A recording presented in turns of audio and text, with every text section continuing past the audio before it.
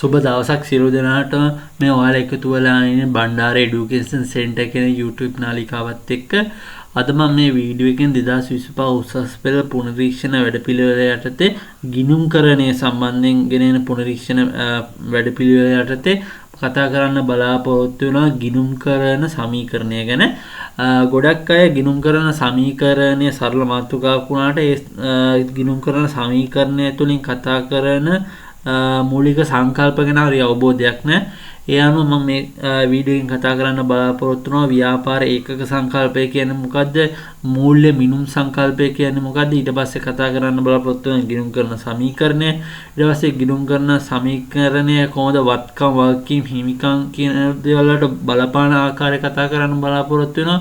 ඒ වගේම ව්‍යාපාරයක හිමිකම වෙනස් වීමට බලපාන කාරණා කතා කරන්න බලාපොරොත්තු වෙනවා.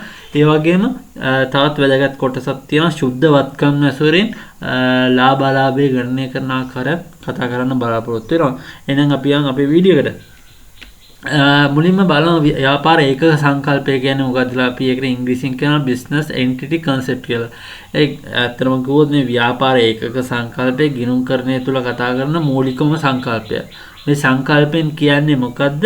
ව්‍යාපාරයේ එහි අයිතිකරුවන් ඒ කියන්නේ ප්‍රොප්‍රයිටර්ස් ළඟින් ඒ අයිතිකරුවන්ගෙන් සම්පූර්ණයෙන්ම වෙන් වෙච්ච ස්වාධීන ආර්ථික ඒකකයක් කියලා තමයි සැලකන්නේ. මොකද්ද? ව්‍යාපාරයේ ඒ අයිතිකරුවන් නැත්නම් හිමිකරුවන්ගෙන් අපි කියන ප්‍රොප්‍රයිටර්ස් නැත්නම් ඕනර්ස් ළඟින් සම්පූර්ණයෙන්ම වෙන් වෙලා ස්වාධීනව කටයුතු කරන ආර්ථික ඒකකයක් කියලා සැලකන එක තමයි මේ ව්‍යාපාර ඒකක සංකල්පයෙන් අදහස් කරන්නේ. ඒතකොට දැන් මේ ව්‍යාපාර ඒකක සංකල්පයේ තියෙන වැදගත්කම තමයි මොකද්ද? ව්‍යාපාරයේ ගනුදෙනු වාර්තා කරන්නේ හිමිකරුගේ දෘෂ්ටි කෝණයෙන් නෙමෙයි ව්‍යාපාරයේ දෘෂ්ටි කෝණයෙන්. හොඳට මතක තියාගන්න. ඒ වගේම තවත් වැදගත් දෙයක් තියෙනවා. තමයි ව්‍යාපාරයේ ගිණුම් පොත්වල හිමිකරුගේ පෞද්ගලික ගනුදෙනු. ඒ කියන්නේ හිමිකරු නිවසට මිලදී ගන්න භාණ්ඩ ඒ කියන්නේ සරලම කිව්වොත් හිමිකරුගේ පෞද්ගලික ගනුදෙනු දේවල් සටහන් කිරීමක් කරන්නේ නැහැ. සටහන් කිරීමක් සිදු කරන්නේ නැහැ. ඒ වගේම හිමිකරු විසින් ව්‍යාපාරයට සපයන ලද ප්‍රාග්ධනය කියන්නේ මුදල් වේවා වත්කම් පවා ව්‍යාපාරයට අභ්‍යන්තර වගකීම් වල සලකලා ගිණුම්ගත කරන්නේ මේ සංකල්පය නිසා වෙයි. ඒ කියන්නේ ව්‍යාපාරයකට අයිතිකරු ප්‍රාග්ධනය කියන්නේ මුදල් විශේෂයෙන් දේවල් වත්කම් මොනවාරි සපයනවා නම් ඒක අභ්‍යන්තර ව්‍යාපාරවල අභ්‍යන්තර වගකීමක් විදිහට සලකලා තමයි ගිණුම්ගත කරන්නේ. කොයිම වෙලාවකවත් ව්‍යාපාරයේ ගිණුම් පොත්වල හිමිකරුගේ පෞද්ගලික ගනුදෙනු සටහන් කරන්නේ නැහැ. මේ සංකල්පයේ ඇත්තටම වැදගත් වෙනවා. මොකද ව්‍යාපාරයක සැබෑ මූල්‍ය තත්ත්වය වගේම කාර්ය සාධනය නිවැරදිව තක්සේරු කරන්න. ඊට පස්සේ අපි මූල්‍ය මිනුම් සංකල්පය. අපි කියනවා money measurement concept කියලා. මූල්‍ය මිනුම් සංකල්පයෙන් කියන්නේ මොකද්ද? ගිණුම්කරණයේ වාර්තා කළ යුත්තේ කුමන ගනුදෙනුද යන්න තීරණය කරන්නේ මේ සංකල්පය. මොකද ගිණුම්කරණයේදී වාර්තා කරන්න ඕනේ කුමන ගණුදෙනුද කියන තීරණය කරන්නේ මේ මූල්‍ය මිනුම් සංකල්පය. දැන් පැහැදිලි කිරීමට ගියොත් ඒ කියන්නේ ව්‍යාපාරයක සිදුවන ගණුදෙනුව හෝ සිද්ධීන් වේවා ඒවා ගිණුම් පොත්වල සටහන් කරන්නේ මුදල් ලේඛකයකින් ප්‍රකාශ කරන්න පුළුවන් නම් මතක තියාගන්න ව්‍යාපාරයක සිදුවන ගණුදෙනුව හරි සිද්ධීන් ගිණුම් පොත්වල සටහන් කරන්නේ ඒවා මුදල් ලේඛකයකින් ප්‍රකාශ කරන්න පුළුවන්. දැන් ශ්‍රී ලංකාව තුල නම් රුපියල්.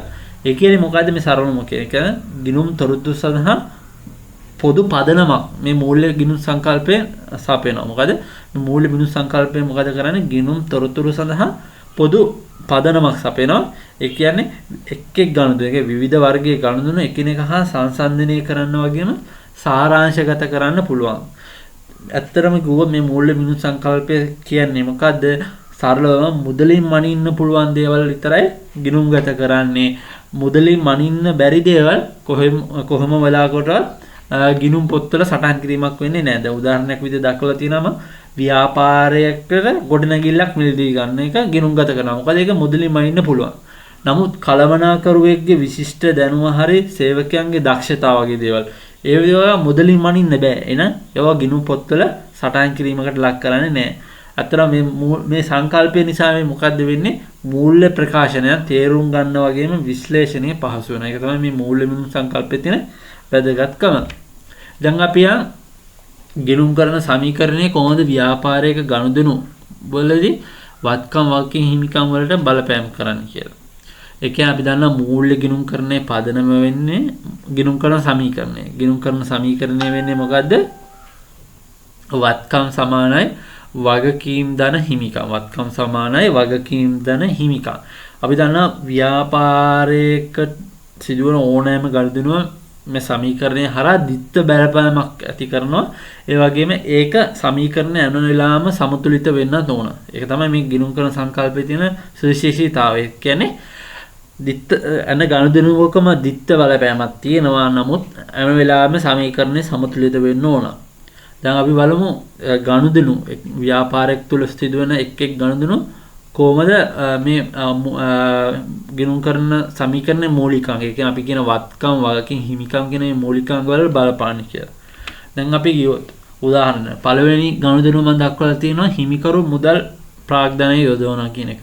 එතකොට මොකද වෙන්නේ? එතකොට වෙන්නේ වත්කම් කියන මූලිකාංග. මුදල් කියන්නේ වත්කමක් එනවා වත්කම් වැඩි වෙනවා. මුදල් කියන වත්කම වැඩි වෙනවා. ඒ වගේම හිමිකමත් වැඩි වෙනවා ප්‍රාග්ධනය කියලා. ඊට පස්සේ මුදලට දීපල මිලදී ගන්නවා. අන්න ඒ වගේ දෙයකදී මොකද්ද වන්නේ? දැන් මුදලට දීපල කියන උදාහරණයක් විදිහට ගොඩනැගිල්ලක් ව්‍යාපාරයකට ගොඩනැගිල්ලක් මිලදී ගන්නවා. එතකොට වෙන්නේ මොකද්ද? ගොඩනැගිලි. ඒ කියන්නේ දීපල කියන දේ වත්කම වැඩි වෙනවා. ඒ කියන්නේ මේ වත්කමක් වැඩිලා තව වත්කමක් අඩු වෙන එක වෙන්නේ. මොකද මුදලින් කරන්නේ නේද? සල්ලි එළියට යනවා. ඒ කියන්නේ වත්කම අඩු වෙලා තව වත්කමක් වැඩි වෙන එක තමයි වෙන්නේ. දැන් ගත්තොත් බැංකු ණයක් ගන්නවා. දැන් බැංකු ණයක් ගන්නවා කියන්නේ අපිට මුදල් ලැබෙනවා. එහෙනම් අපේ එක වත්කමක්. ඒ මුදල් වැඩි වෙනවා. ඒ වගේම වගකීමකුත් වැඩි වෙනවා. මොකද අපි ඉස්සරහට මේ බැංකු ණය ගෙවලා දාන්න ඕනේ නේද? අපේ වගකීම. ඒ කියන්නේ ණයක් කියන දේ වැඩි වෙනවා. ඊට පස්සේ අපිට ආදායමක් ලැබෙනවා. ඒ කියන්නේ උදාහරණයක් සේවා ගාස්තුවක් හිතන්නකෝ. දැන් ඒ වෙලාවේදී මොකද වත්කම් කියන දේ වැඩි වෙනවා, මුදල් වැඩි වෙනවා. මොකද ආදායමක් ලැබෙද්දී මුදල් වැඩි වෙනවා. අනිත් පැත්තට හිමිකමත් වැඩි වෙනවා. ඒ කියන්නේ අපි කියන සේවා ගාස්තුවක් කියන දේවල් වලදී ආදායම සටහන් කරන්න හිමිකම් පැත්තේ. ඉතින් හිමිකම වැඩිවීමක් වෙනවා. දැන් වියදමක් ගෙවනවා. උදාහරණයක් සේවකීන්ට වැටුප් ගෙවනවා. එතකොට වෙන්නේ මොකද? අපේ ආයතනයේ තියෙන වත්කම් අඩු වෙනවා. මුදල් අඩු වෙනවනේ. අපින් එළියට සල්ලි යනවා. ඒ වගේම හිමිකමත් අඩු වෙනවා. ඒ කියන්නේ වියදමක් නිසා. වියදමක් සටහන් කරන හිමිකම නිසා හිමිකම් කියන කාරණේ අපි දන්නවා. ඉස්සරහට කතා කරනවා හිමිකම් කියන එක අපි තවත් විස්තීර්ණව කතා කරන පුළුල්ව කතා කරන හිමිකම තුළ අන්තර්ගත වෙන දේවල්. ඊට පස්සේ ණය හිමියන්ට මුදල් ගෙවනවා. කියන්නේ අපි සල්ලි ණයට බඩු ගත්ත අයට කියන්නේ ක්‍රෙඩිටර්ස්ලා ණය හිමියන්ට සල්ලි ගෙවනවා. ඒතර මොකද වෙන්නේ? අපේ වත්කම් අඩු වෙනවා. මුදල් අඩු වෙනවා. මුදල් කියන වත්කම අඩු වෙනවා. ඒ වගේම අපිට තිබ්බ බැඳීම වගකීම. ඒ කියන්නේ අපි ණය හිමියන්ට ගෙවන්න ඕන මුදල අපේ වගකීම කියන්නේ liabilities අඩු වෙනවා නම් ඒක වගකීම අඩු වීමට හේතුවක් වෙනවා. දැන් මේ ඇත්තටම දැන් මේ කතා කරපු දේවල් වලින් තේරුම් යනවා දේ තමයි මොකද්ද? සෑම ගනුදෙනුවක්ම ගිණුම් කරන සමීකරණය තුළ ආම වශයෙන් අයිතම දෙකකට බලපානවා. ඒ වගේම වත්කම් පැත්තේ මුළු වටිනාකම ඒ වගකීම් හා හිමිකම් පැත්තේ මුළු වටිනාකමට සමාන වෙන්න ඕන කියලා. ඒකත් සරලව මතක තියාගන්න. ඒක තමයි මේ සංකල්පේ ගිණුම් කරන සමීකරණ කියන සංකල්පේ තියෙන සුවිශේෂීතාවය. දැන් බලමු හිමිකම. ආයතනයක හිමිකම වෙනස් වෙන බලපාන සාධක මොනවද කියලා. අපි දන්නවා ව්‍යාපාරයක ශුද්ධවත්කම් මත හිමිකරුට තියෙන හිමිකම තමයි අපි හිමිකම කියලා කියන්නේ. ඒක කාලෙන් කාලයට වෙනස් වෙනවා සාධක හතරක් තුල. ඒ තමයි ආරම්භක ප්‍රඥා අපි කියන ඉනිෂියල් කැපිටල්. ඒකේ බලපෑම කොහොමද වෙන්නේ? හිමිකම වැඩි වීමක් වෙනවා. ඒ කියන්නේ හිමිකරු ව්‍යාපාරය ආරම්භ කරද්දී මුදලි ආයෝජනයක් සිදු කරනවා. නැත්නම් වත්කම් වලින් යම් ආයෝජනයක් කරන්න පුළුවන්. එහෙනම් ආරම්භක ප්‍රඥානේ ශුද්ධවත්කම්. එහෙම නැත්නම් හිමිකම ඒක අපි කියන net asset කියලා ඉංග්‍රීසියෙන් කියන ඒක වැඩි වෙන්න හේතුවක් වෙනවා. ඊට පස්සේ අමතර ප්‍රාග්ධනය. මේක කියන්නේ අමතර ප්‍රාග්ධනය. කියන්නේ additional capital introduction. ඒ කියන්නේ ව්‍යාපාරය කරගෙන යද්දී පවත්වාගෙන යද්දී හිමිකරු විසින් යම් මුදලක් හරි වත්කම යොදවනවා නම් අනිවාර්යයෙන්ම හිමිකම වැඩි වෙනවා. බලපෑම තමයි හිමිකම වැඩි වෙන්නේ. අනිත් එක තමයි ලාභය. එක්ක ලාභය වේවා අලාභය profit or loss. ඒක ලාභයක් නම් ව්‍යාපාරයේ ආදායම් වියදම් එක්ක ගලපලා ආදායම වැඩි වෙද්දී අනිවාර්යයෙන්ම සුද්ධ ලාභයක් එනවා. ඒ සුද්ධ ලාභය අනිවාර්යයෙන්ම හිමිකමට එකතු වීමක් සිදු වෙනවා. ඒ වගේම ගැනිලි අපි කියන ඩ්‍රෝවින්. ඒ කියන්නේ හිමිකරු තමන්ගේ පෞද්ගලික පරිභෝජනයේට ව්‍යාපාරයේ මුදල් හරි භාණ්ඩ ගන්නවා නම් අනිවාර්යයෙන්ම හිමිකම සුද්ධවත්කම අනිවාර්යයෙන්ම අඩු වෙනවා. ඒ තමයි මතක තියාගන්න හිමිකම වෙනස් වීම බලපාන සාධක. දැන් යන් හරි වැදගත් කාරණේ තමයි සුද්ධවත්කම් ඇසුරෙන් ලාභය හරි අලාභය ගණනය කරන ආකාරය.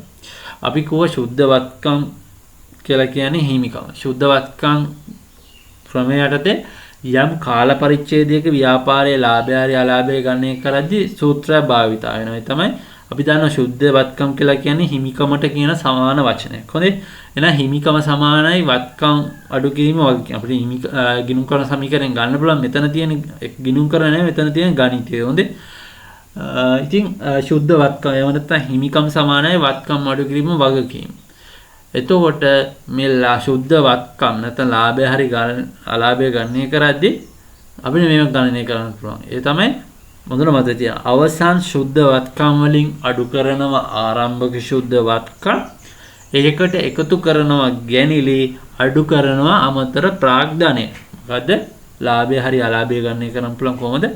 අවසාන සුද්ධවත්කම් වලින් අඩු කරනවා ආරම්භක සුද්ධවත්කම් එකතු කරනවා ගැනිලි අඩු කරනවා ආරම්භක ප්‍රාග්ධනය. අපි දැන් යම් ඒක තවත් දුරටත් සාකච්ඡා කරමු. ඒ කියන්නේ අවසන් සුද්ධවත්කම් වලින් ආරම්භක සුද්ධවත්කම් අඩු කරනවා කියන එක අදහස් කරන්නේ මොකද? තමයි කාල පරිච්ඡේදයක අවසානයේ තියෙන හිමිකම් ශේෂය ආරම්භයේ තිබ්බ ශේෂයට වඩා කොපමණ ප්‍රමාණයකින් වෙනස් වෙලාද කියන එක තමයි මේකෙන් පෙන්වු කරන්නේ. ඊට පස්සේ අපි කිව්වා අවසාන සුද්ධවත්කම් වලින් ආරම්භක සුද්ධවත්කම් වලට අඩු කරාට පස්සේ ඒකට ගැනිලි එකතු කරලා අමතර ප්‍රාග්ධනය අඩු කරනවා කියලා. ඇයි ගැනිලි එකතු කරන්නේ? ගැනිලි කියන්නේ හිමිකම අඩු වෙන දෙයක්. දැන් මේ ක්‍රමවේදය මේ සුද්ධවත්කම් ඇසුරින් ලාභය හරි අලාභය ගණනය කරන ක්‍රමවේදයේදී අපි ගැනිලි එකතු කරනවා. මොකද වෙන්නේ?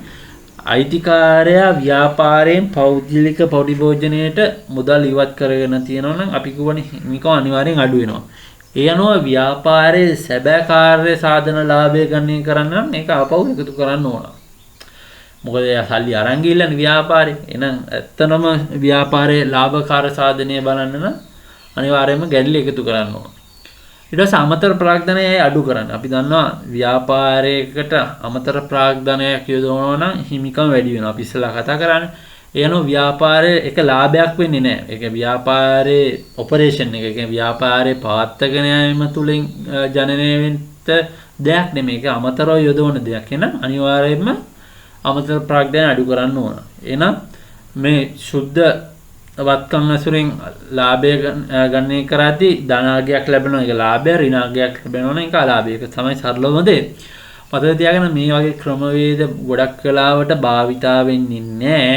මූලික වශයෙන් මේක භාවිතා කරන්නේ දිත්ත සටහන් ක්‍රමය නිසියාකාරව පවත්වාගෙන යන නොයාම තුල හරි ව්‍යාපාරයේ තියෙන වාර්තා අසම්පූර්ණ වෙද්දි තමයි මේ වගේ ක්‍රමවේදයක් පාවිච්චි කරන්නේ.